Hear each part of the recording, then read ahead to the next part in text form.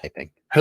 Hello, and welcome back to Jack Talks to Someone Else. This someone else is my friend. He's a massive friend of the show. He's such a great guy. Always helping with the hobby. He knows everything. He's your answer to everything. If you can't find it on RC groups, which isn't hard not to find it on RC groups because it's buried. But he's such a lovely guy. He owns a pig. There's always something in his fridge.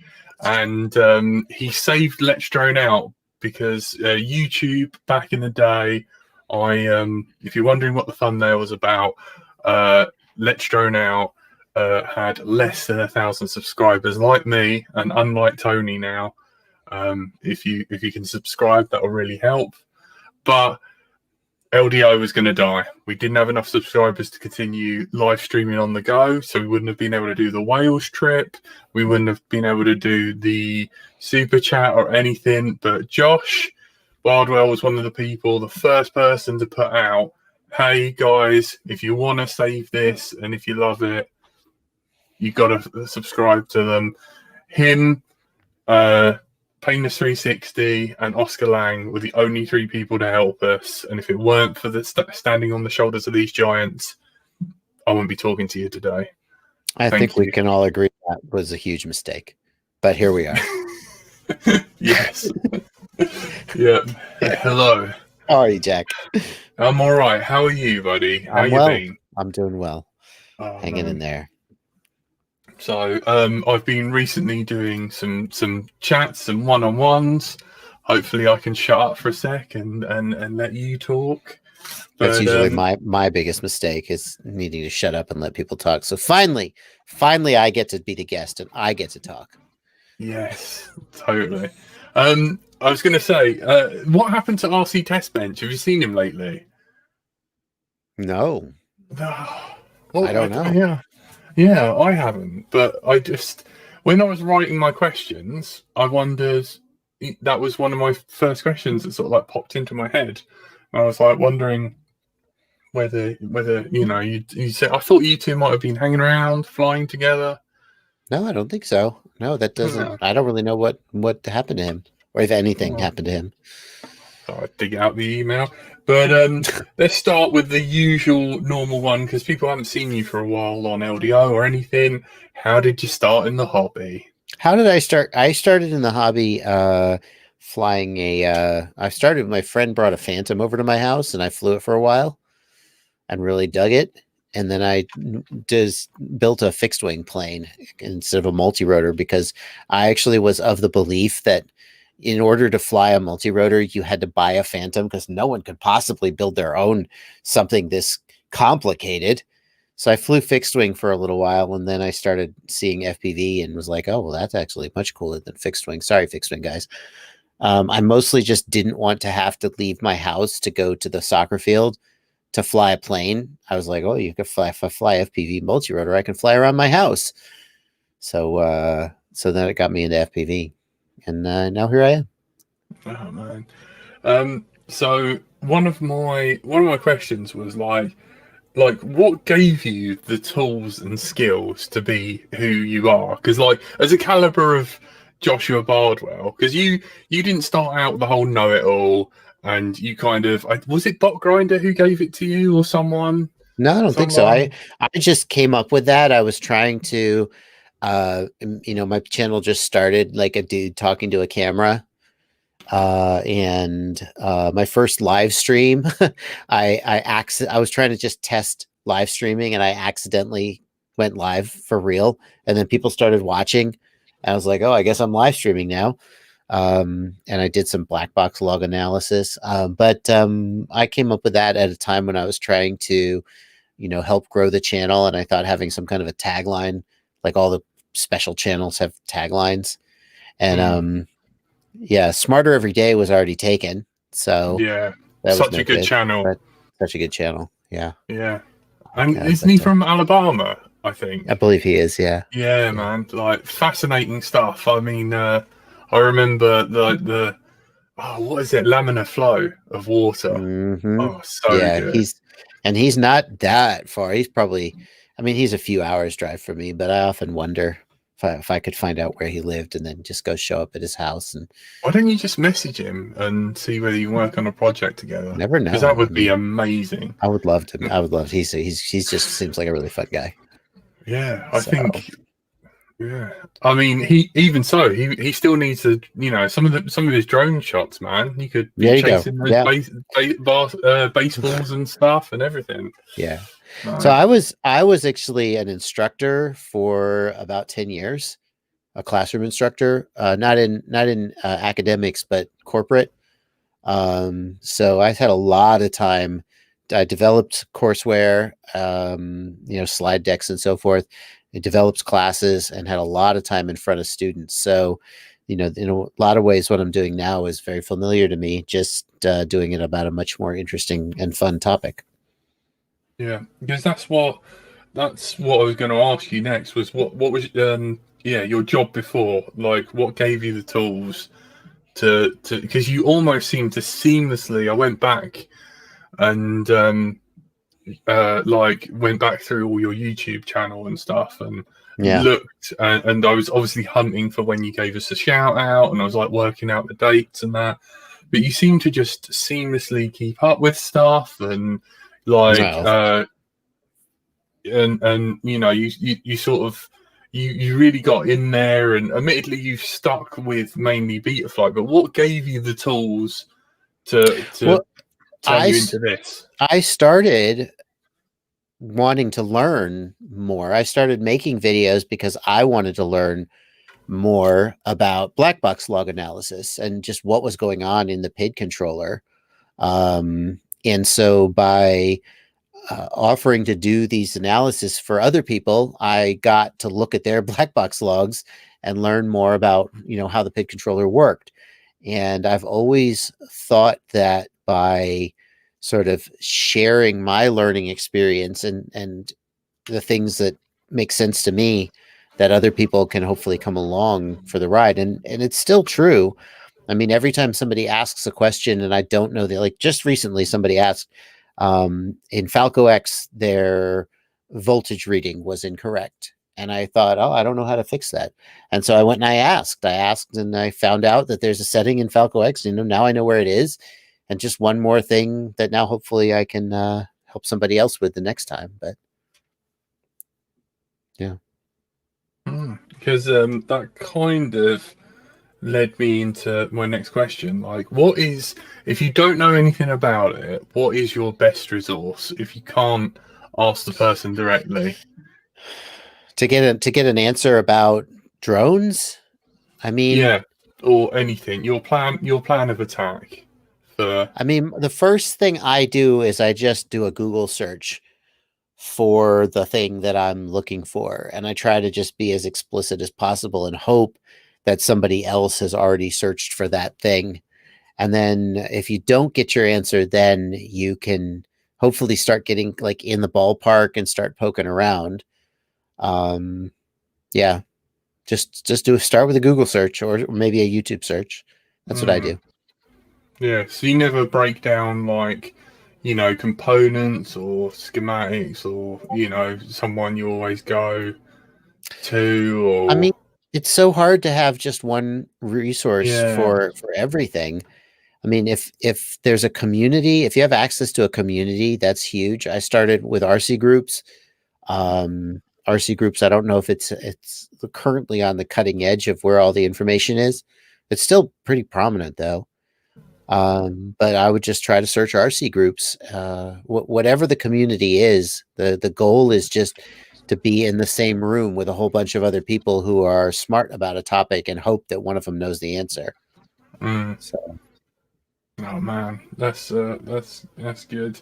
And yeah, what gives you like the will to help? Was it mainly the teaching, or do you find it particularly rewarding, or is it just naturally who you are? Or yeah, I mean, it can require a lot of energy to answer questions all the time. don't Um, work? yeah, Please help. I feel like I have a lot of compassion for people who are just trying to get the problem solved and are really frustrated. And and it feels, I don't know, I mean, it does feel good to be smart and to help somebody solve their problem. And it's worked out for me so far. So I try to keep doing it. Hope I keep being successful. Yeah. Personally, how do you learn? Are you more of a visual learner, or do you prefer videos or blogs, or like? Yeah. I mean, a lot of the information out there is video based these days. So a lot of times if I'm looking for an answer to a specific question, I'll find a video and then I'll just go fast forward, fast forward, fast forward, fast forward, fast forward. Ah, there it is. I just feel like that's where most of the information is. But I like watching videos. I think a lot of people do. Yeah, I like the video format, but for me, it's quite nice to have it written down in front of you as well. And I never fully do, but it's always good to, what is it? Oh, read the fucking manual. Yeah.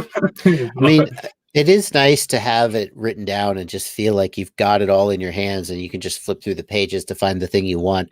The big problem with video is the inability to easily just jump to the section you're looking for and find the answer you want. Oh my I mean, God. that's true for me as well. But what can you do? Yeah, Bonafide Pirates here. I love his videos, even though I can't understand German. But if you would, okay, come on, man. Let's try and make you a little less serious. How's the pig?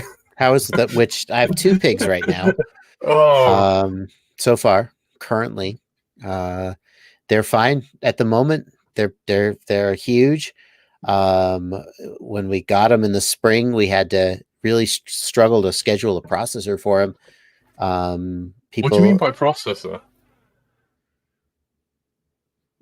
well, they're not. I hate to tell you this, Jack. They're not pets. Oh, that kind of anti-Tony processing. Yes. Oh, Sorry. I thought the Yeah. processing happens when you masticate them and then the whole Yeah. go through. Well, I suppose I that's a mean, different process. yeah, that's a kind of processing. So Oh man. they're way too big though. We had to pick a date because everybody was booked up. They're super busy. Everybody, when the pandemic happened, everybody got livestock. So they're way too big. Their date is until November, but they could go today if they if we had somebody who would do them. So Oh. If you get two more, can you name one Tony and one Jack, please? we I could mean, give them the honorable mention of Tony and yes. Jack right now, if you Oh, want. at least they went together. That's Gary all. Higgins wants to know how much meat you get per hog. I can't remember, Gary. There's a ratio of how much live weight versus freezer weight. I can't remember the ratio. It's in the range of 100 to 150 pounds for a market weight pig. A lot of sausage, Martian McFly. Everybody thinks pigs are mostly bacon, but there's actually very little bacon on a pig compared to the amount of sausage, which is what happens to all of the stuff that you didn't really want. It just gets ground into the sausage. So you end up with just pounds and pounds of sausage. I bet your sausage in people's mouths are delicious. I mean, a shame we can't buy some meaty Joshua Bardwell sausage. Right. I'm thoroughly disappointed. Yes. Um, It's like, ground. It's not links though. It's ground. So oh, it would be more of a entendre if it was links. oh, man, I would make Tony eat that sausage so hard. Um, Tony does love sausage. I'm gonna make one of these tinfoil hats say that in a bit. But no, I felt like I had to loosen you up because you're watching chat and everything. Like, don't worry, I've got it. Yeah, there's a chat. Yeah, You got to keep an chill, eye on man. the chat, man. Hey, I'm a pro live streamer. Come on. I know you do better than us, man. Like, I just like thank you so much for the early days of like coming on Let's Drone Out. I hope you've always had a good time, and Oh we yeah. love you guys. Yep. And Yep. like, You guys have you are missed awesome. Andy RC? Where has he been? Somebody said that we were talking on my live stream. Stu made a post about how he can't fly and he's kind of depressed. which, considering how cheerful and positive Stu always is kind of a big, it's like, whoa. But then somebody was like, yeah, Andy's been gone too. And I was like, where did Andy go? What do you know that I don't know? Yeah, he's been struggling, man. Yeah, I ring him every day, and he either answers or doesn't, and like I've been,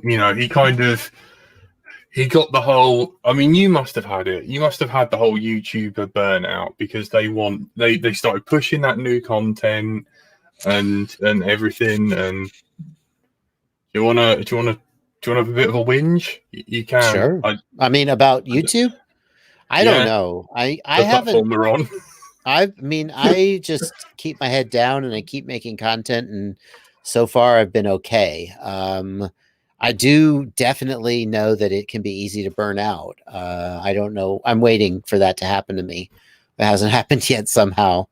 Um, but YouTube has people are like, oh, have you noticed your numbers are down? And I'm like, oh, they're okay. But I kind of don't want to say that if everybody else's are down, because it really would be pretty insensitive. But I can't really, yeah. No, You've got Andy's a real asset, though. I mean, his content's great. almost too thorough.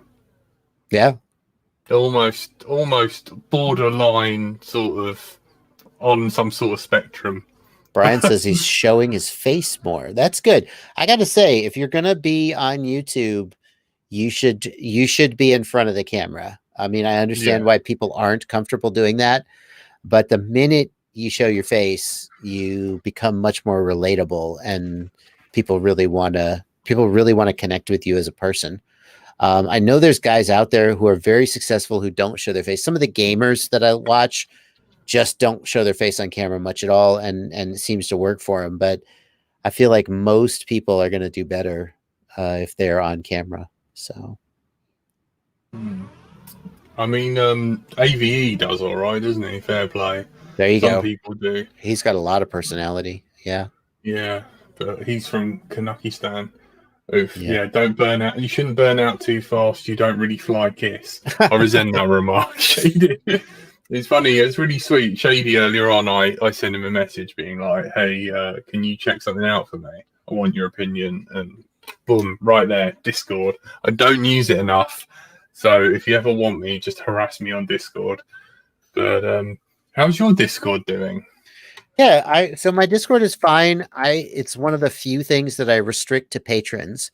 And a lot of people will have their Discord be free and open because they just want to get as many people in as possible. But I answer so many messages on Gmail, Facebook Messenger, YouTube comments all over the place that when I started the Discord server, I thought, well, I don't want this to be just another channel to get mobbed. I want it to be more of kind of like a quiet, private place.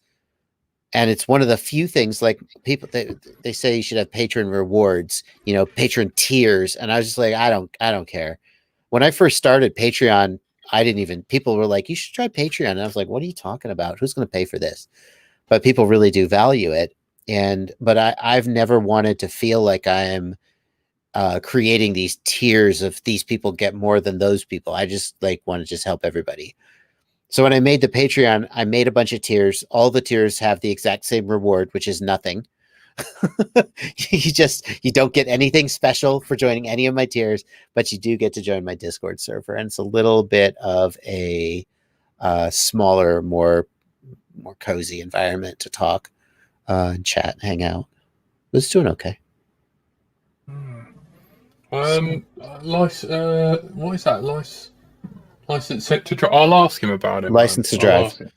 Yeah, license Interesting. to drive. Yeah, it might have been. This has happened a couple of times. One with one of our mods, who was in the chat, put his phone in his pocket and started timing out everyone. Mm-hmm.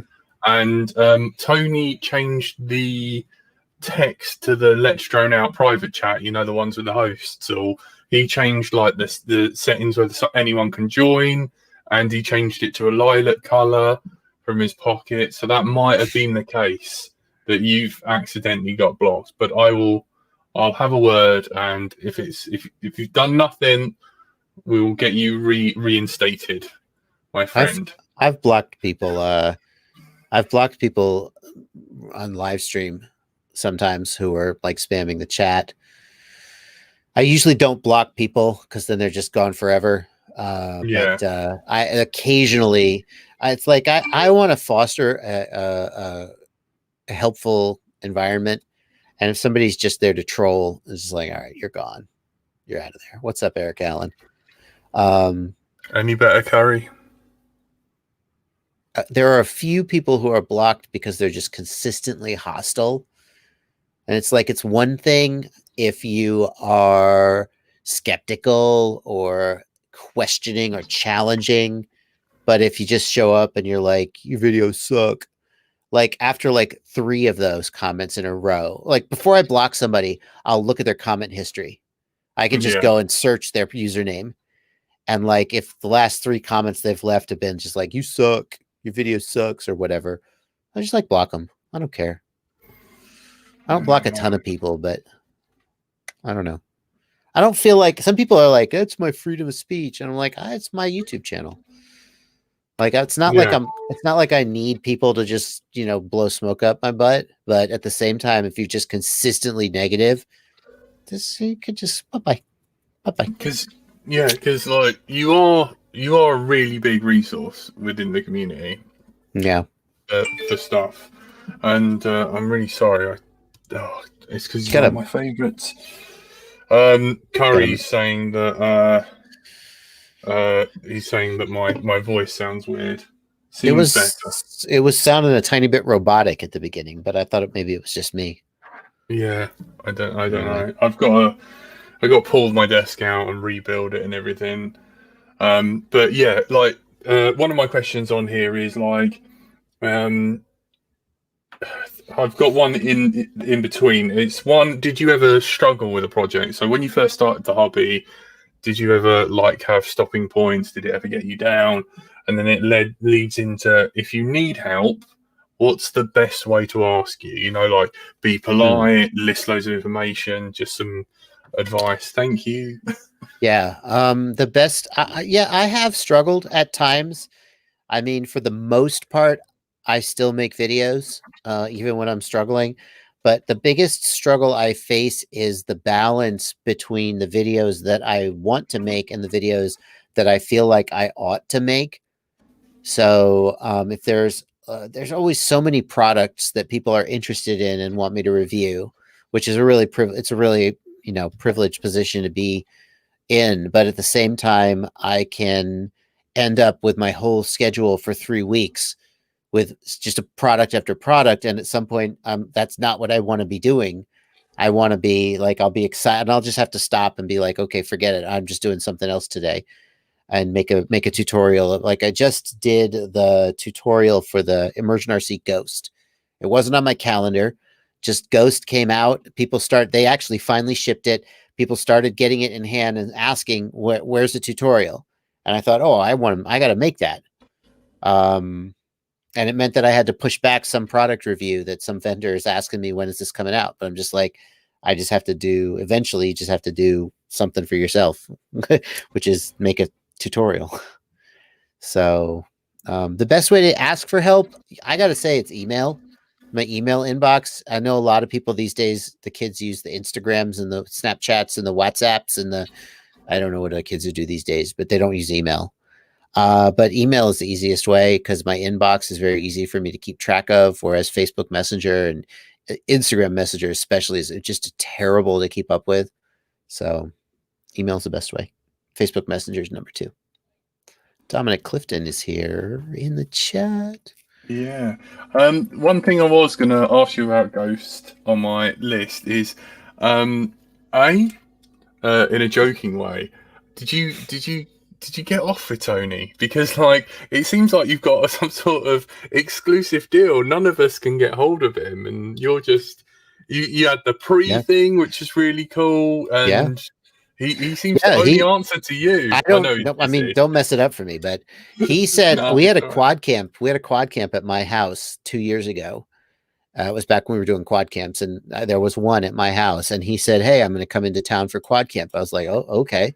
I think he must have had another trip to the States. I can't imagine he came just for me. Maybe he did, in which case, holy crap. But and he showed me the prototype of Ghost, and said, "I'm going to make this." And what he actually said was, he said, "When I make this, someone's going to claim that I copied them." Yeah, So that was really funny because it was the exact same like video. I knew what video it was from. It was from the power meter and everything, yeah, and it was that's just right. It like was the that same was day he some Rick showed me and the power Morty meter. shit right there.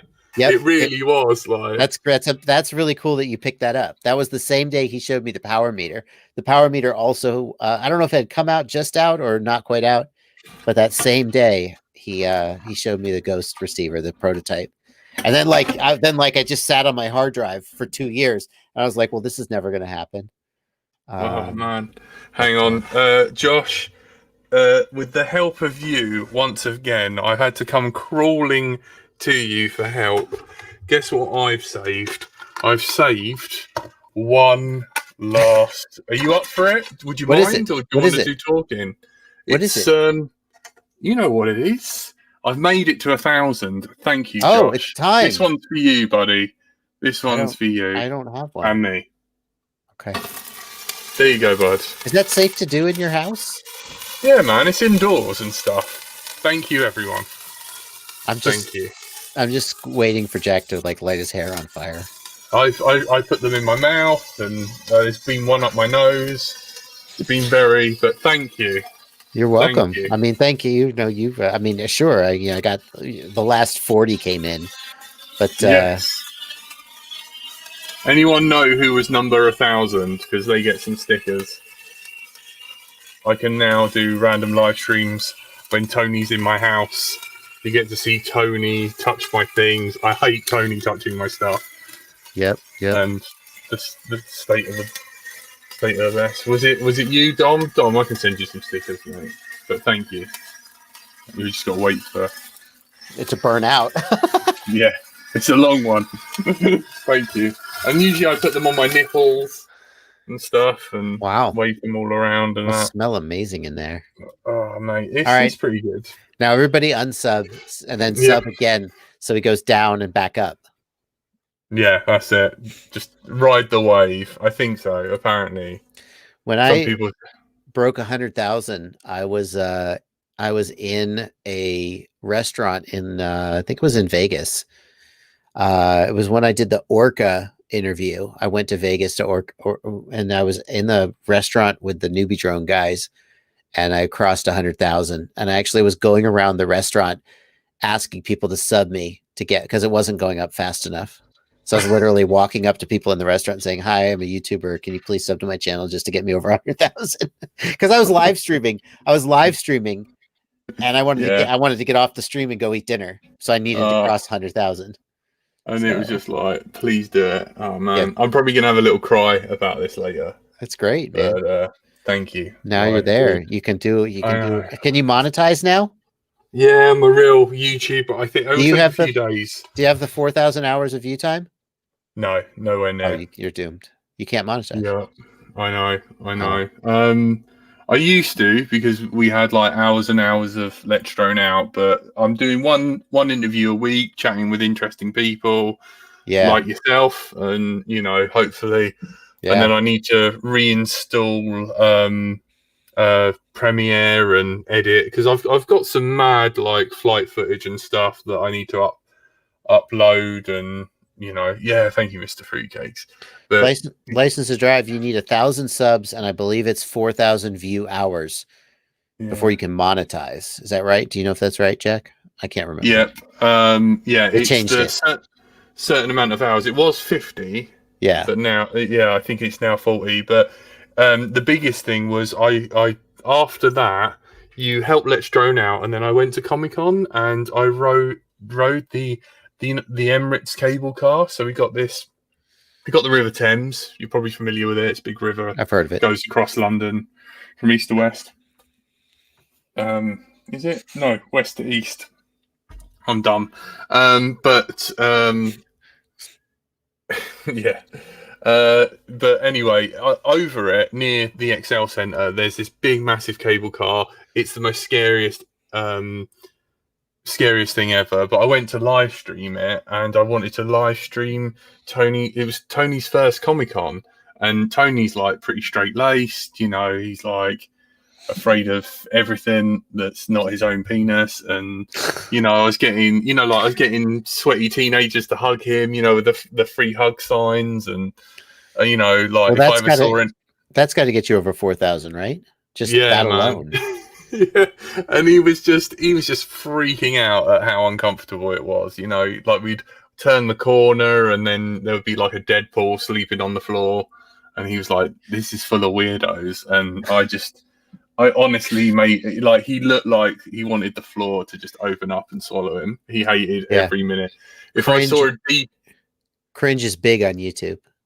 Yeah, if I saw a diva, I was like, "Oh, Tony loves diva," and then he would just have some girl in like a jumpsuit with like boobs, because Tony's only like about 4 foot something. He was just like boobs like in his face. Oh, it was so good. I've never understood the appeal of Comic-Con more than I do right now.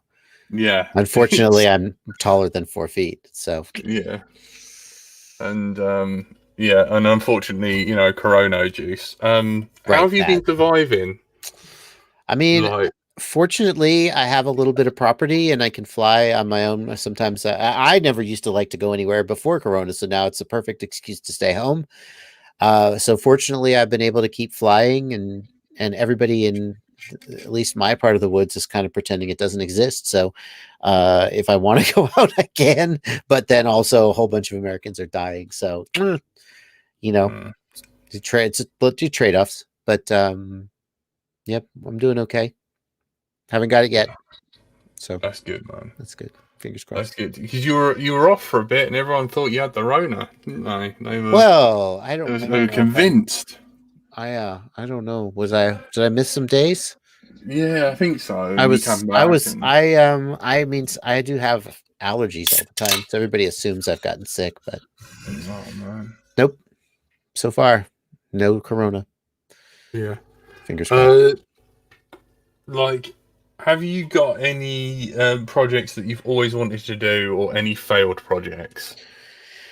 Yeah, I mean, failed projects. I have a thing sometimes where I get excited and I start something, and then like the battery testing, until recently, the battery testing had really petered out, and now I've found somebody who's doing it, and it's kind of cruising, so that's good. I have had projects though that I've sort of started up and then they didn't go anywhere, and it was like, well, that was a terrible idea. I sometimes have ideas for high concept videos, but I seldom have the attention span to really execute on them. The last one of those I did was probably my tree retrieval video, which was quite a lot of work. And the balance boards have never been the same again. Yes. Thanks to you.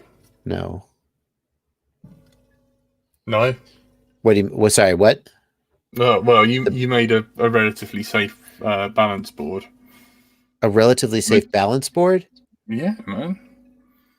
Yeah, I mean, obviously, it can't totally save you if you pour water all over it and piss on it, but you mean the balanced parallel charging board. Oh, the parallel charging board. I was like picturing a freaking, I don't know what I was picturing. Oh, yes, what, I made that. The thing, and yeah, I was like, I mean, it's the kind of thing I might make, is like some kind of balance board that you can't fall over on. No, you mean the parallel charging board. I got it. Yeah. Yep. So we're actually we're working on an updated version of that. Is this an exclusive, Josh? Are you doing what I wish Tony Cake would do to me? I only just got the schematic for it yesterday and approved it, so it's relatively new. But yeah, and we've had the parallel charging board for a while. I call it a balance board too, Damon Barnes. Except it's that's not what they originally were. I don't know, but I also call it a balance board all the time, and then I have to correct myself. I think probably Get FPV released their safe parallel charge board, and I looked at it and I was like, oh, somebody's up the game. We got to come out with something better. So we're working on that, but that's coming. I mean, it'll be a few months probably, but yeah, but a balanced charge board. So the whole idea of it is you rack up a load of capacity, and then am I right? And then have a small charge, yeah. and then they self balance. Well, that's the thing. You want them already to be at the same voltage at the time that you plug them in. So the reason I try not to call it a balance board is, even though that's sometimes what I call it, but I try not to, because I don't want people to get the impression that it's safe to plug them in and let them self balance. That actually isn't safe, and it isn't a good idea. So, and if you are naughtily going to do that, take your parallel charging board apart, scrub the. I'm joking, by the way. Scrub the mask off it, thicken up the traces with solder, and then put it back together, and then make sure you plug the XT60s in first, and then rip as much current into each other as possible. Don't do that. The JB one has fuses, but the fuses will blow. But one of the things that we want to fix in the new one is that when the fuses blow, you can't tell unless you're checking the fuses, but you're not. So there have been cases where people have had a blown automotive fuse on the main discharge lead, and the pack was only charging through the balance plug, but the balance plug has polyfuses on it, so it was actually overcharging. Well, they go high resistance. When current flows through them, they increase their resistance, and as a result, the voltage that was measured by the charger was too low, and the charger was overcharging them. The net effect was that you accidentally blow the automotive fuse on the main discharge lead one time, and then the charger starts overcharging the packs, and you don't know why, which of course isn't good. So the new one is going to have an indicator light that tells when the automotive fuse is fried. That's one of the things that we're doing. Are you going to do that weird camper van trick where it sort of, you have this like floating negative and it pulls the LED indicating light down or something? Because I hate that. That is like the worst thing ever. Please don't do that. I have no idea how it works. We just tell the engineer what we want. I'm like, can you make it do this? And then they come back with a schematic, and I look at the schematic and go, it looks good. I have no idea. Sorry, I'm just trying to make sure I've got a few moderators here and there. Thank you for making me a moderator, by the way. I just want to know. I want to know when you're in the stream. That's all. Like, so you can be like. I just want to keep an eye on you. Yeah, I am a real troublemaker. What was I going to say? Where should we go? If you could change one thing, I've got this thing, right? You know, the real tribalism of FPV. That's really sort of like getting me down. There seems to be like factions and different groups. Don't let me influence your answer, but like, if you could change one thing about the hobby, what would it be?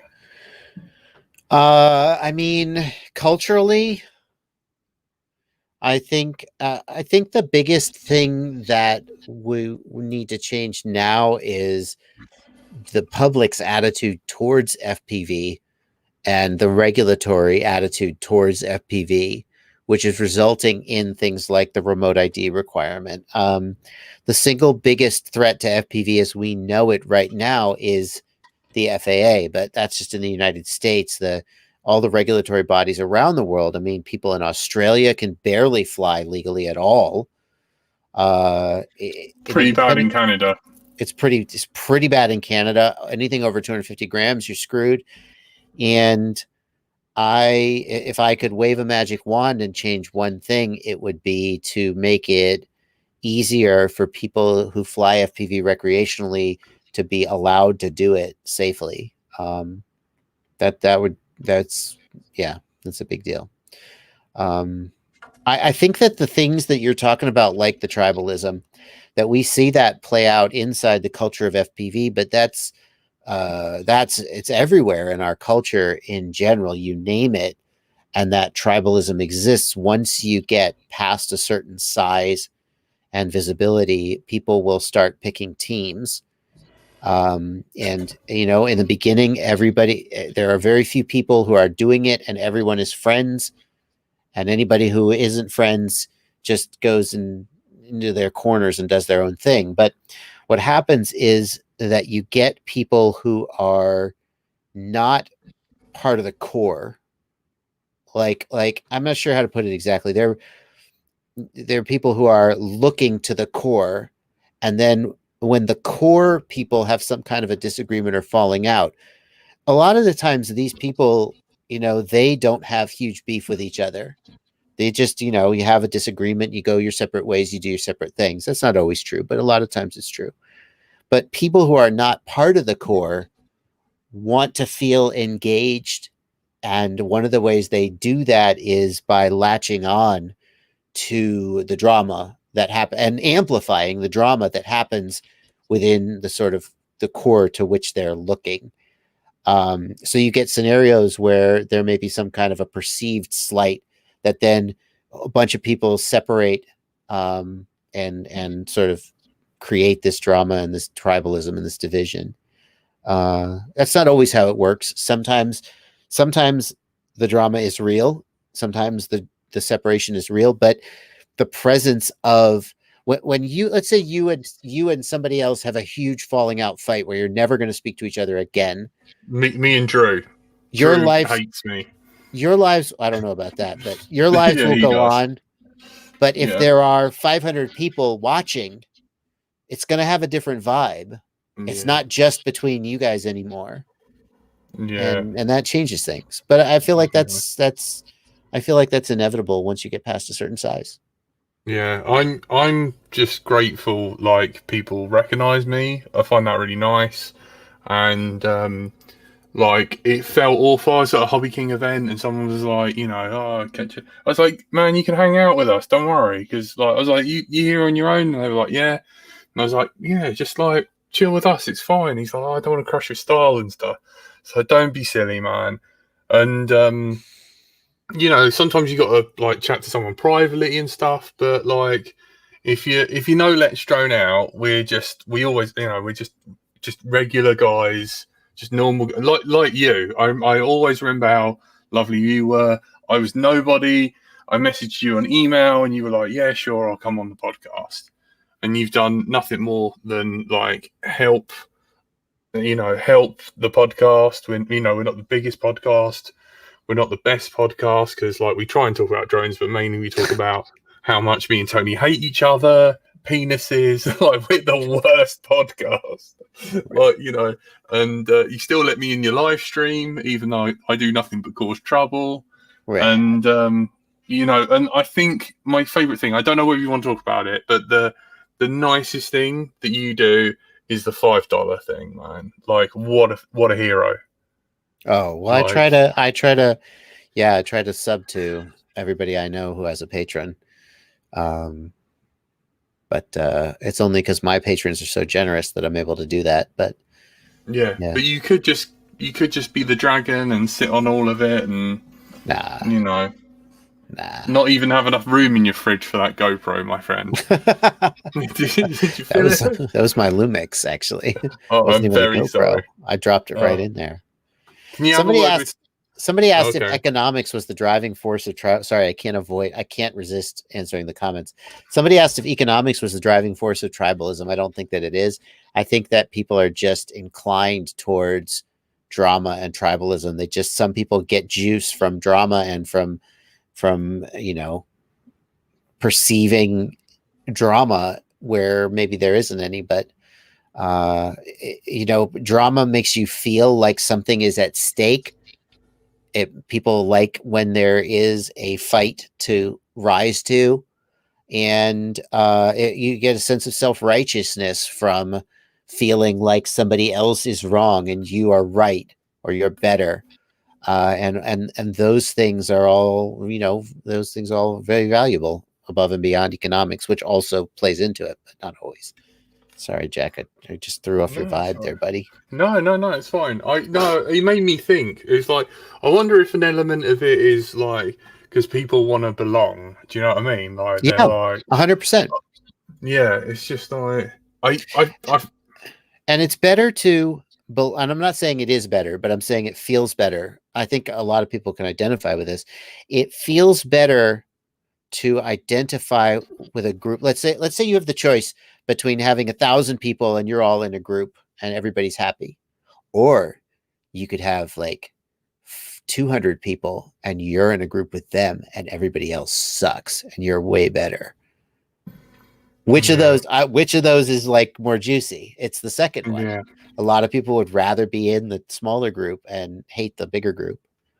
I think I was definitely one of those, with like my little emo music and being like, I loved a band until they got big, and now it's cool to hate them. I mean, do you remember you were there? You lived in what I'd like to call the golden age, where you went to a flight test, and it didn't matter if it was anything to do with Jesus or anything. It was just there about flying and having good fun.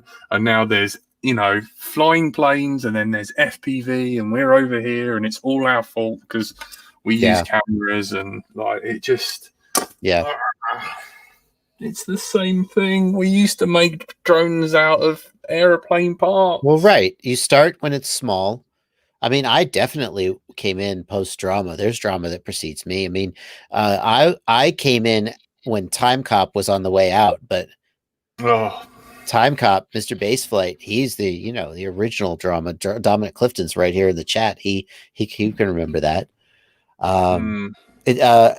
Mineral Man says Steele always makes references towards Bardwell. I did not. Is that true? Like, what kind of reference? Man. Does he talk about me?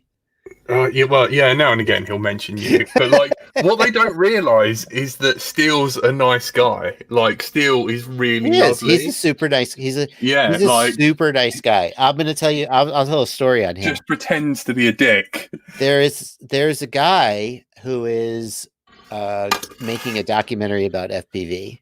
Yeah. And he interviewed me.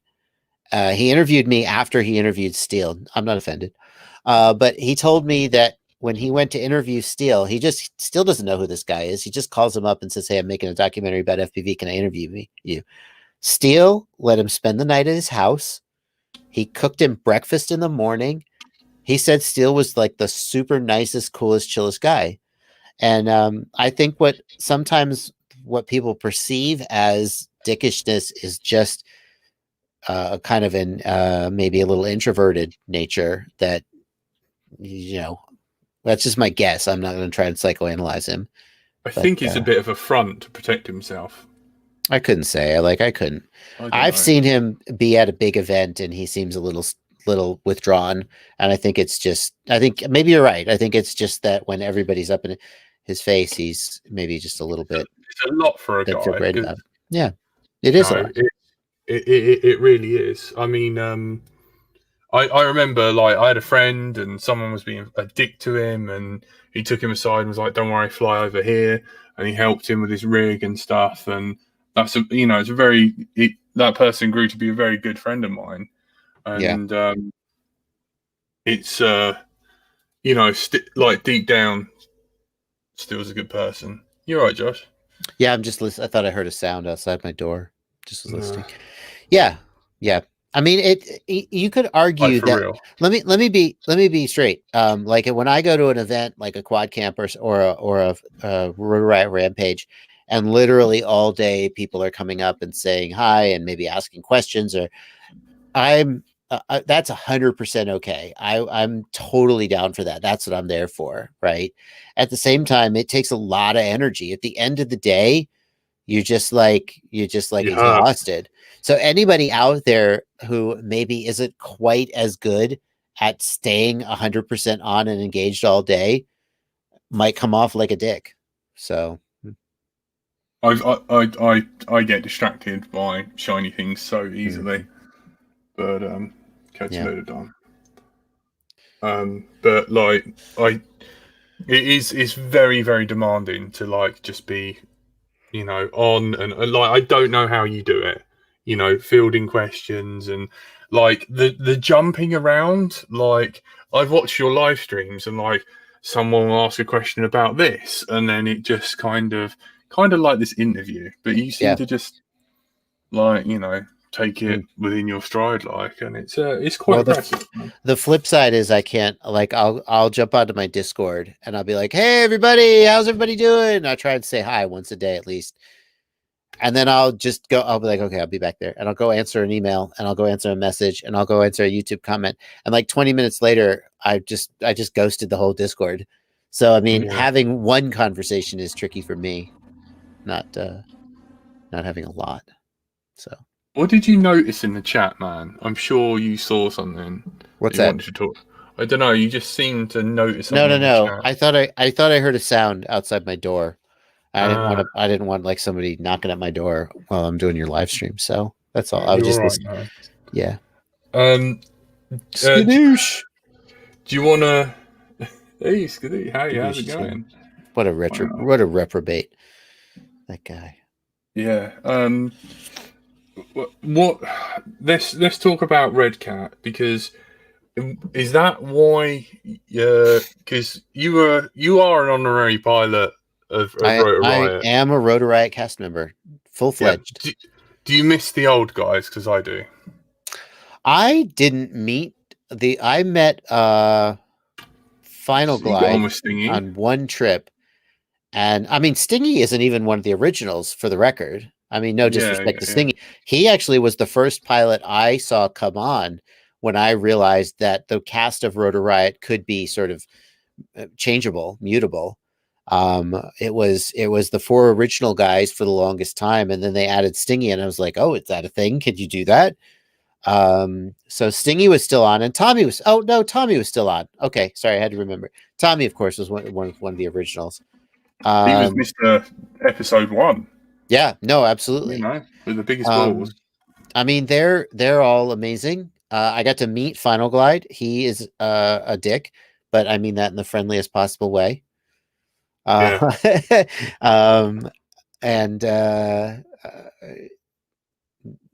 so I miss the. I remember. I'll tell you what. I remember watching the first episodes of Rotor Riot, where they're freaking taking a helicopter to a volcano and just doing all this stuff and thinking, how did this happen? This is like what is this? How is FPV at this level? It's that feeling is very hard to recapture, because now it's a different time. The channel's in a different place. It's a different cast. A lot of people say, I wish the old cast would come back. And I have a feeling that if the old cast did come back, it's still, they say you can never step in the same river twice, right? Yeah. Because it's a different time, you're a different person, and it's a different river. I have a feeling that in same place. Yeah. That it would not be the same. It's something different. But that was a fly. Yeah, it's true. I mean, he actually made a post on Instagram.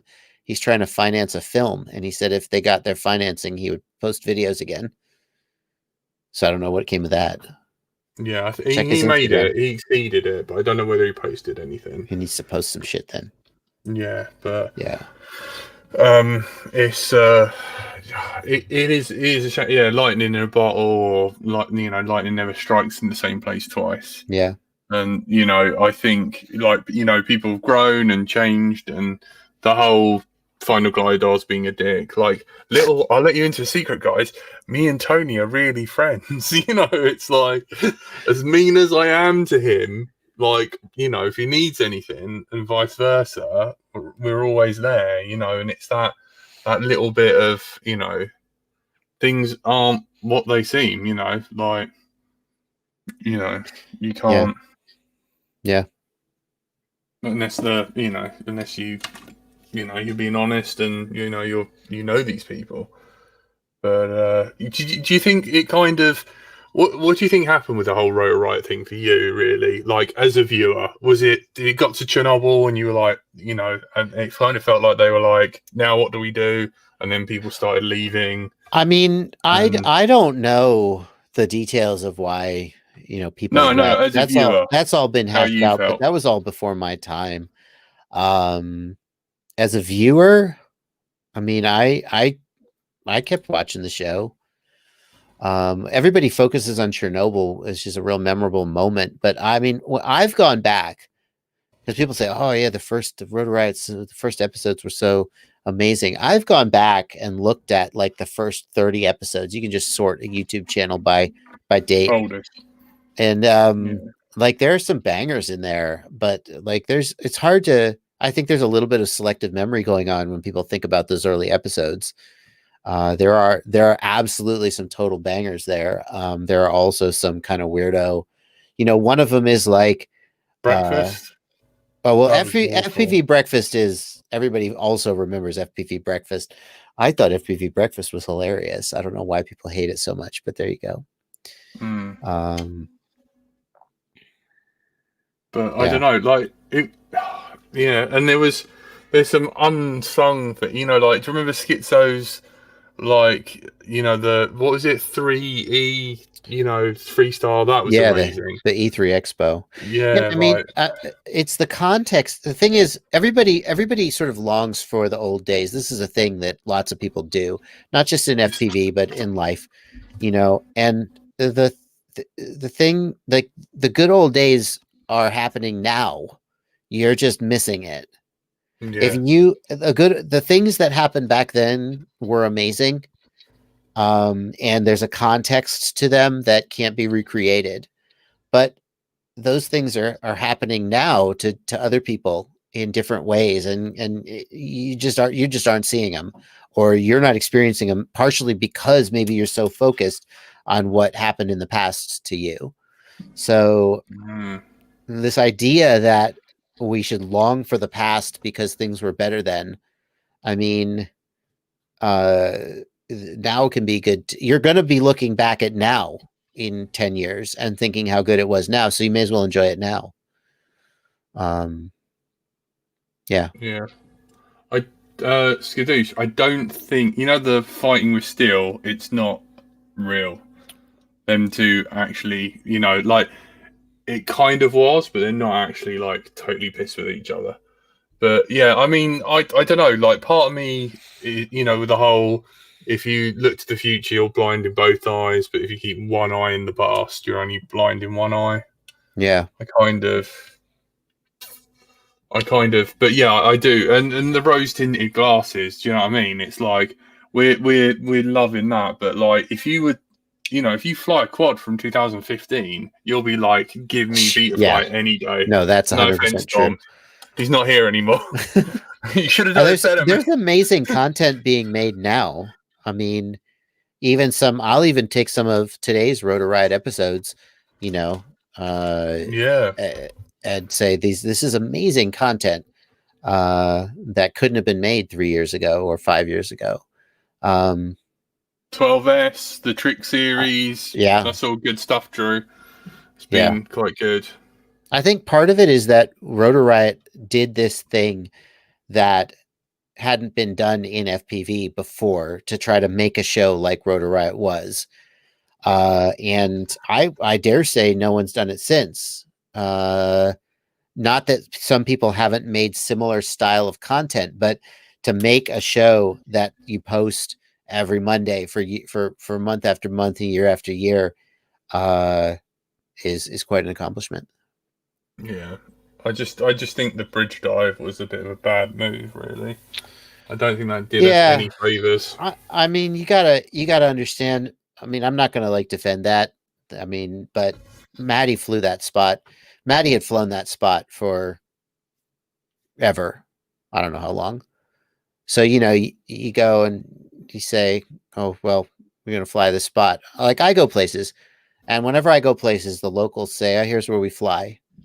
Like there's a spot in Orlando that is literally a quarter mile off the runway of Orlando Airport, and they call it Moss Dragger. It's a park with a bunch of trees and moss in the trees.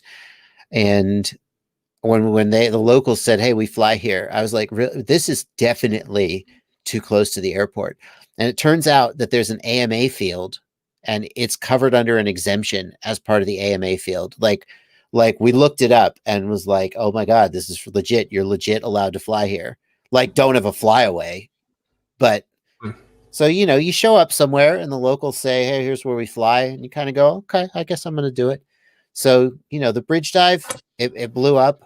There's no doubt it got some attention and it definitely was a problem for everybody involved. But at the same time, it had been flown so many times before and nothing had come of it and it was no big deal. So for this one to blow up, I think it was reasonable to not expect that it would be a problem. Like, I think a lot of FPV pilots fly sketchy places where if the worst thing happened, people would go, what were you thinking? And you're like, I don't know. I was flying a Bando, I don't know. So I think a lot of pilots fly sketchy places. And what's your worst place you've ever flown without throwing yourself under the bus? When we were in Puerto Rico, we flew a spot and a security guard pointed a gun at us as she told us to leave. That sucked, didn't it? That's probably observatory. Yeah, that's probably one of the worst scenarios. Then we left Stingy behind by accident. Stingy had wandered off to take some photos in the beach. Yeah. So when we all piled into the car, and we had all been kind of swapping cars all day. There were 3 cars, so we were all kind of into and out of the cars, and nobody noticed that Stingy was gone as we peeled out of there. So that was mine was flying in a sewer, and it was the worst. I got covered in. No. Oh, not good. That was her. I don't know what I was thinking. Not too long now. Should we let's try and wrap it up. Okay. So, your favorite tools, my friend. Favorite tools. Yep. Well, I got an ad from Banga today for a tool. And I know I posted about this on my Patreon, and a whole bunch of my patrons got the same ad. Yes. Today I get an email and it's like, wow, male automatic vibrator, $10.99. And I'm like, Banggood, what are you thinking? It's my favorite. It's turned into wish.com. They're the same thing. Bobby Bags got it too. Oh my God. Oh man. No, seriously. My favorite tool. I mean, the soldering iron is you could do it without your soldering iron, but your soldering iron also kind of doesn't stand out. Let me think. I think probably my favorite is it's either a jeweler's tweezers. It's a self-closing tweezers where you squeeze it to open it. Or I tried those. Maybe the hemostat. Well, you also have the hemostat. When you really need to squeeze something, you use the hemostat. But the self-closing tweezers is if you need to hold one end of a wire steady while you solder it, you just let it close and you set it down. It's a good tool. I'm looking back there. What else have I got? I used to have a small travel multimeter that had a DC capable clamp meter built in, a little teeny tiny one. They discontinued it. I gave a bunch of them away as a giveaway, but they literally stopped making it. It was so expensive to make that they were losing money on them. But I had one of those. That was pretty cool. Stink hammer. What's a stink hammer? I don't know. If I want to know. Could have sworn Jack was staring into my soul. I liked it. The Nipex. Oh, these are so good. What was I going to say? What is your oldest tool, your oldest quad part, and then your oldest RC part? I'm looking over there. My manhood. The oldest tool. My oldest tool is probably one of those hemostats that I use. I got that way back when I was first getting into the hobby. A friend of mine, his wife worked at a hospital, and after a while, they get rid of the parts because they just cycle through them. They want to keep them new, I guess. I don't know. So he got a huge bag of hemostats from the hospital, and I got a couple of them. That's one of my oldest. I don't know, man. One of my oldest is this. It's a dry point for etching. So it's literally a pointy thing. Oh. So it's got a knurled edge. It's made of steel, and you can point with it. Yeah, and it's 2 pointy things. You got the antenna tube, Yeah. And then if it's a bit beefier, use the old chopstick. But Yeah. this, I was going to say great for, like Stu's chopstick. yeah. Yeah. That's, and I'm a big fan of the old cocktail sticks. Oldest quad part. Most people say batteries, to be fair. It's probably batteries. I mean, I go through quad parts pretty quickly. My quads typically last 6 months to a year before, and the thing is, I'm fortunate enough to have a fairly regular infusion of new parts. So rather than like rebuild an old quad, I'll just build a brand new one. Because then, if I rebuild an old quad, then I only get to test a new set of motors. But if I build a whole new quad, I get to test a new flight controller, ESC camera, etc. So I don't have a ton of very old quad parts. This is probably my oldest quadcopter right here. This is the Stingy V2. It has got a motor that is giving me trouble. So I have pulled it apart. It's probably going to get retired. The frame is also really ready to, the arms are really falling apart. It held up really well for a long time. But you can look back on my channel for when I built the Stingy V2 to see how long I've had it. It's basically done. Yeah. I've had that power supply for a while.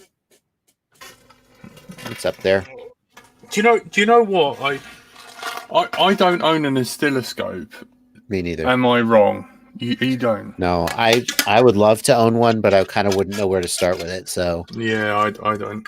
I always feel jealous when I watch Electroboom and he has oscilloscope. He seems to have so much fun with it. But I absolutely pissed myself when he went to the UK and wrapped the wire around the Earth Connect, the plug, and was like, "You can't short these." And he plugged it into a socket in the hotel room. Massive skid mark. It was so good. It's impossible to know how many of his things are just set up pranks. Yeah. Oh, KK2. That's old school, man. If anyone, super old school. Because it's really, I don't know whether you know anywhere I could go to find this out, but because there's a lot of people. If anyone knows the value of that resistor there next to the output, let me know so I can repair this. Or if anyone wants to have a go at trying to bring this back to life. Start with a high value, solder up solder up a potentiometer, start with a high value, and dial it down until it works. Or just throw it in the trash and get on with your life. Yeah, or try and find one. Yeah. No, I don't have a lot of old stuff. Favorite specialist tool that does one job? Specialist tool. You know what? I hate specialist tools. Unitaskers. I don't know if you guys know who Alton Brown is. He is a cooking show, and he used to say no room in the kitchen for unitaskers. Everything must be a multitasking tool. Like people keep trying to get me to use wire strippers. They're so offended that I don't use wire strippers. There was a guy who literally mailed me a set of 2 really high quality wire strippers, and I'm so appreciative of his generosity, and I tried to use them. And the thing is, if I have what do I need to do? I need to cut the wire and strip the wire. And I have the freaking diagonal cutters, the flush cutters in my hand. So I just boop and done. I cannot bring myself to use single-use tools. Like I don't think I have one. I don't know. A smoke stopper, right? That's a single-use tool. There you go. Smoke stopper. I argue with you though. Male vibrator. God damn it. I argue with you that that I don't think there is such a thing as a uni tool, that eventually you'll have something and it will work with that. Or failing that, you could just use it as a hammer. I don't care what you say. I mean, it's true. There's some tools that are more general and others that are more specialized. But like, all right, wire strippers, I'll have it out with you, right? Because these are very, very nice. And also you don't, sometimes you catch and then they rip stuff. Big Clive, you're wrong. These are awful. Here's the thing. Hold up those wire strippers again. Okay. What size wire are you stripping? What gauge is it? You don't know. 30 to 20. Okay, but what I'm saying is you have a piece of wire in your hand right now that you need to strip. So you go to strip it and you're like, oh, wait, that's too big. Oh, that's too small. Oh, and you have to try like 4 times to strip it. Meanwhile, I just went done. Yeah, but you can. I don't. That's what I'm It's saying. written on the side of it, I know, and you but kind of get a feel. yeah, You can kind of, yeah. you know. You just eyeball. Yeah, you got to look and you got to hold it up, and I got to like lift my glasses because I'm old. I can't see. Okay, Jack. Now that if I was gonna, I think I have one of those. If I was Different gonna kind own of a wire animal. stripper, that is what it would be. That thing, at least I don't have to adjust it. It just Yeah, goes and strips. That is a and good freaking wire stripper. no stress on the wire as well. Because you know, have you ever been up there Yeah, trying I to know. do like hanging lights, and then you've got to kind of be all the way up and pull Yeah, with yeah, these, yep. and this you can just But next to it. it's still not great for, although it does have a cutter. Those are still not great for cutting the wire, in my opinion. It's a little harder to cut. And the point is this: what is wrong with the flush cutters? Why they work just They fine. pull strands out, Oh, who and cares? improper use of tool. Oh, who cares? It Oh, is. I cut. Oh, instead of a 28 gauge, I have a 29 gauge wire because I cut a few extra strands. Who cares? If you I don't. nibble, yeah, I the don't care. stress. What happens if you pull the connection out the stator of the motor? That never What happened. happens? That doesn't happen. One day it will. It has never One happened. day, and you'll be like, I'll get an email, and it'll be like, "Fuck you, Side Jack." cutters for everything. Yep. This is why you don't add stuff. These as crimpers don't work. £10. If anyone comes Yeah. up to me at an event when we're allowed to go to them and goes, "Here's a connector, here's a bit of wire," and then uses one of this to go and make a perfect connection, Yeah. I call bullshit because it doesn't work. Most of the time, you just strip them with your fingernails anyway.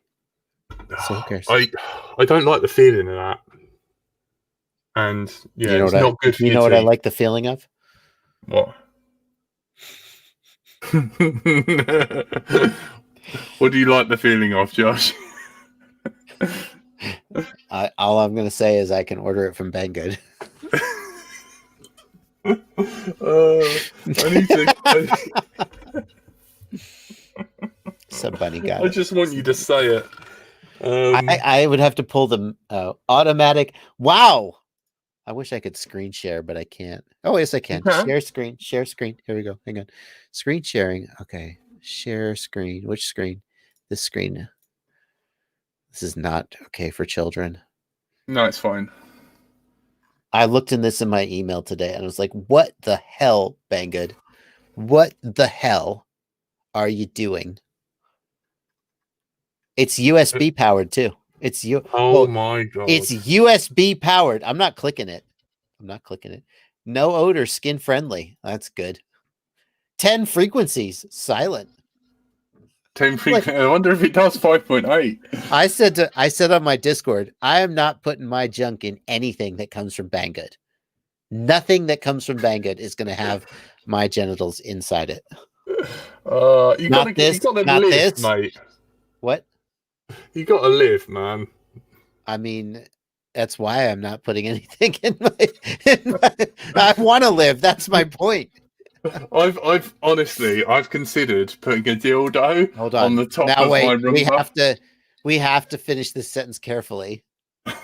I thought about putting a dildo on my Roomba so that one day I'll forget and it does its schedule and it'll have like a penis flopping around as it bumps into stuff in the back. And it'll be so funny. But no, if anyone wants to send me a dildo, let me know. Just email me. Yeah. But yeah, it's got to be one of those. Curry Kitten in the chat says, now, I don't know if people know this, but with Banggood, you can't see who ordered the thing, but you can see what people ordered using your affiliate links. Again, Yes. to reiterate, Well, you can't see who ordered it or tie an order to a given person, but you can see what they ordered.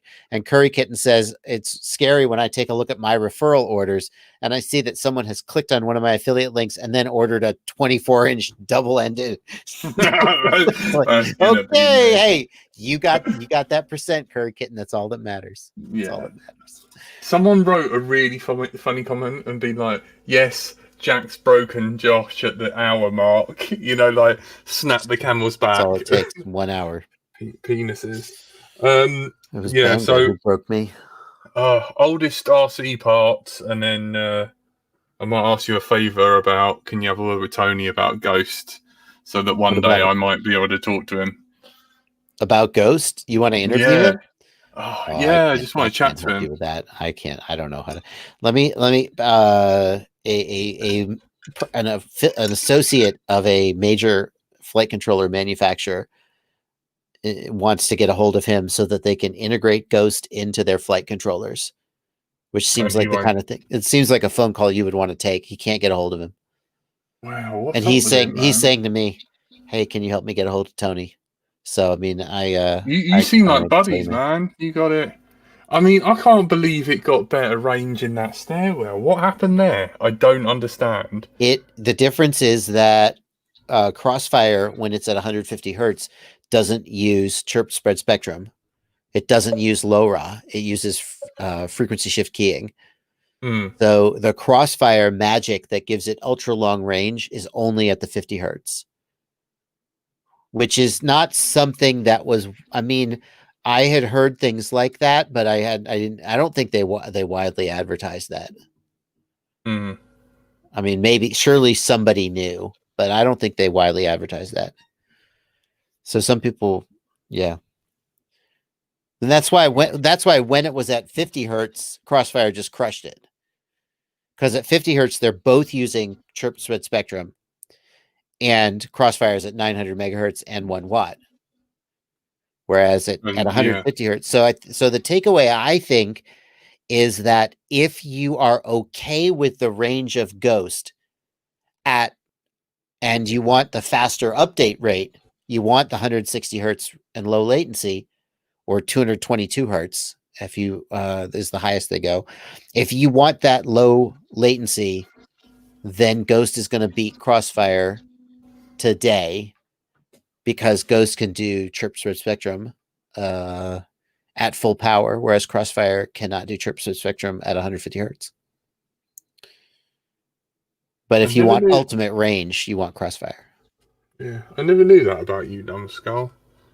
I never knew he worked with like, and also he's a good boy. He's been Numbskull's been with me for quite a while. Is Ghost faster than DJI 7 milliseconds? Is Ghost faster than DJI? I'll tell you, I don't have it handy. I just recorded a Ghost video today, and I have it's in the manual. I can tell you the answer. Hold on. Thanks. Firmware downloads. By the way, I'm completely out of questions. Do you want to do? Do you want to do another? Yeah, Do you want to do another set amount of minutes sure. of answering stuff in the chat, and then Yeah, sure. you let us know when you want to go? But like, all I'll say is thank you so much for being you, being Thank you. informative, helpful, and bringing up the little guys. You're a very good Aw, ambassador of the thank you. hobby, and I very much appreciate you. Thank you, And Jack.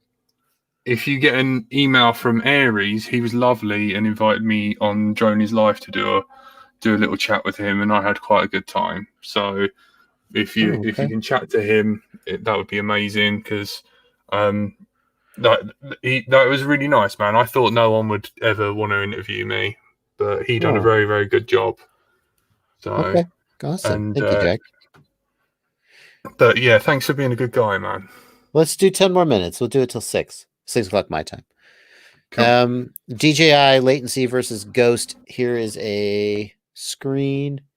Why is it not popped up? Oh, sorry. Oh, Do you there know? you go. Just I You should have just to. give you the login. Sorry, Uh, I should have thought yeah. about it. So this is from the Ghost manual, and it shows SRXL2 400K baud rate, packet duration 800 microseconds, S-Bus fast, that's what DJI uses, 200K baud rate, 1.5 milliseconds. So S-Bus fast is about half as fast as SRXL2. Ghost is not yet out, but presumably it will meet or beat SRXL2. So Ghost will be faster than S-Bus fast. Crossfire not in here, interestingly. Don't know what the numbers would be for Crossfire, but yeah, I wish them two would just make up and stop. Never gonna happen. I know. There you go. Trappy is a very. Do you want to see something quite amusing? I messaged. I was chatting to Trappy the other day, and I made the tribalism stuff and the TBS fanboys and stuff. Well, I made a sticker. His a Beyond the Mountains font that comes. Yeah. It's a sticker that comes with his wing, and I got a friend to find that font, and I made I made it myself, and it says, "I'm not Trappy's bitch." Okay. And then did that offend him? And he was like, I was like, "Yo, man, do you want one of my sticker packs?" And he was like, "That was really funny. For all your fanboys, lol, sure, send them over." What a good guy. He's got a sense of humor. Oh, yeah. FYI. Yeah, for sure. So, Bonafide Pirate wants to know if Ghost has a full 2-way telemetry link like for ArduPilot. I think that Tony has said that they intend to support. So Ghost will have a 2-way telemetry link. That's the expectation. As far as connection with something like a ground station, that is planned but not promised, if that makes more sense. Is there a product you wish that existed, but you just I mean, no, it can't happen? I would say high def digital video, but DJI is kind of killing that. A lot of people would prefer it to be a little bit more open, like the ability to have HDMI input. Yeah. Audio Geek Ghost is available right now. People have started taking delivery. A few people have gotten their very first retail shipments. So Ghost is available right now. Yep. What do I think of? Somebody's been asking the whole live stream. What do I think of people spending $1,500 in gear on their first flight? It's a great way to waste money. It's stupid. If you want to spend a few $100s on your controller, that might make sense. Your controller is going to stick with you for a long time, and you can use it on the simulator to learn.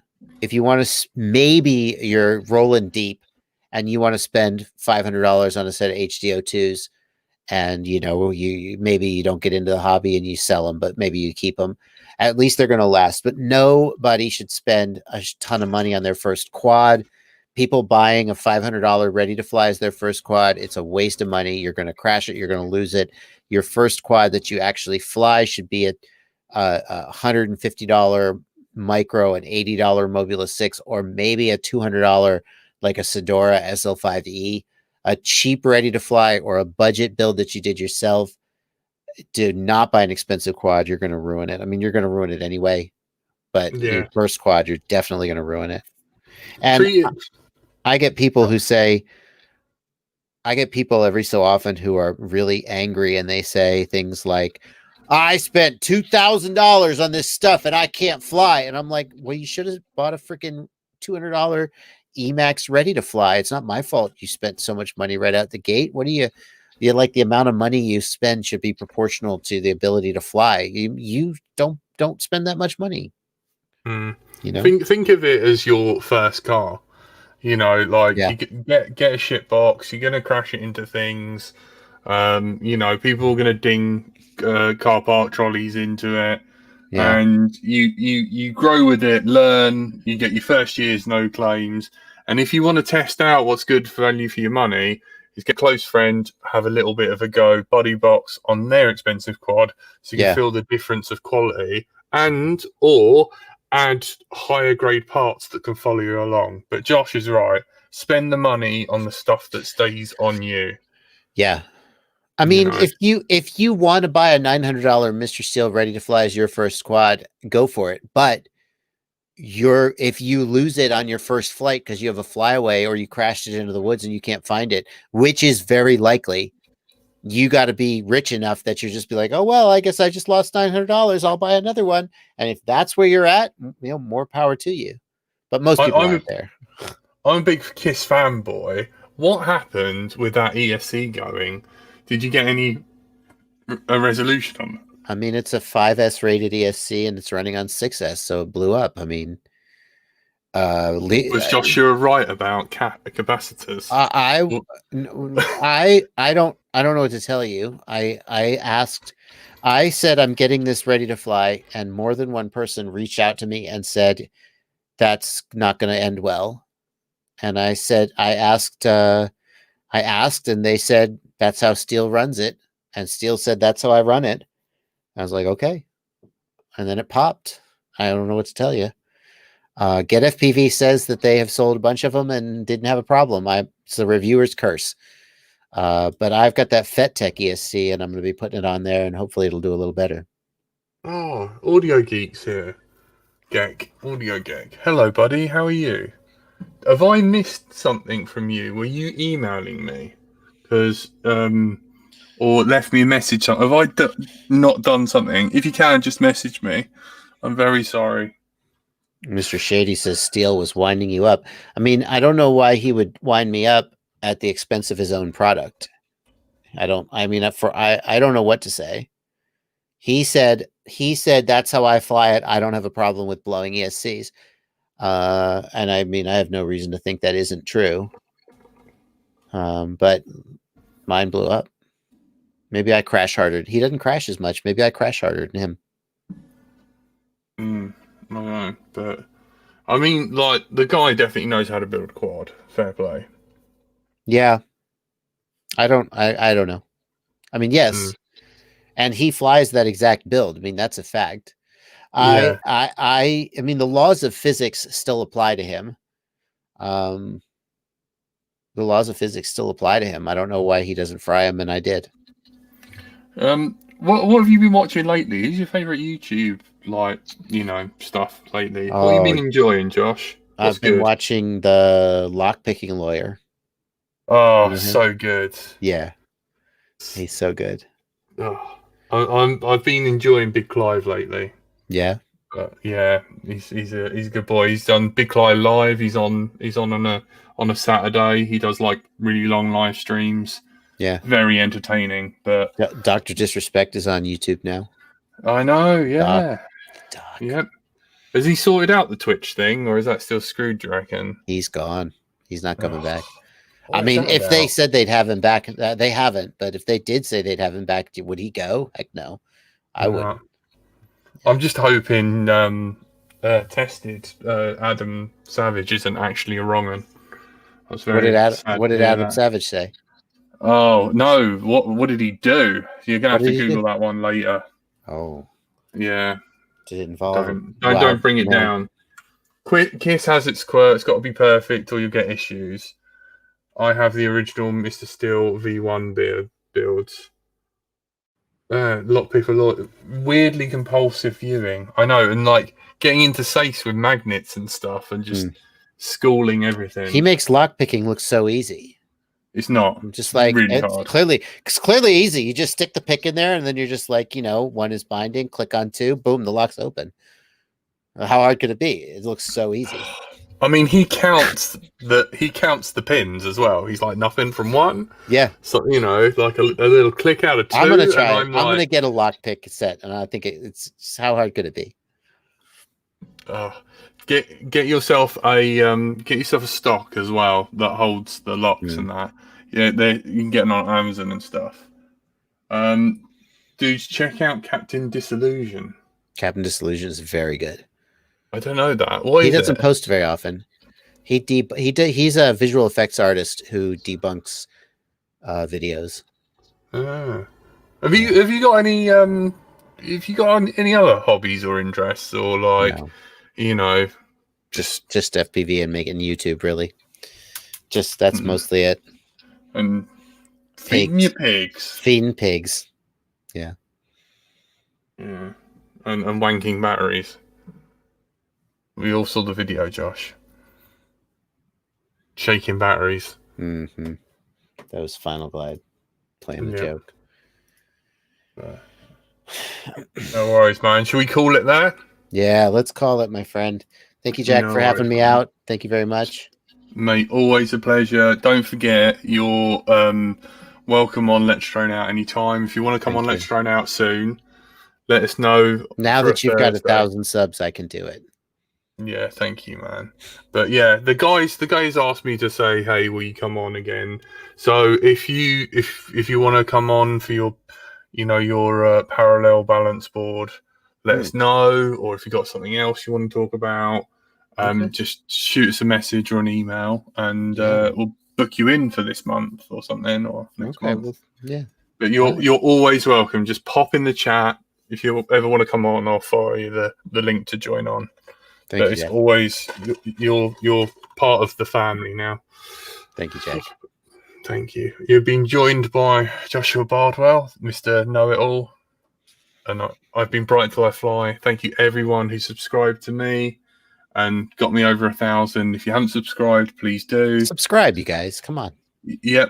If you're not subscribed to Let's Drone Out, that's on the front of my page. If you're not subscribed to my wife Tony, subscribe to him. And most of all, join Josh's Patreon, because that helps him keep going, and he'll get to buy more stuff. And if he's got too much money to know what to do with, he might as well get the USB masturbator. It would be rude not to. It's only $10. I need one $10 sub, and I will buy it and use it on stream.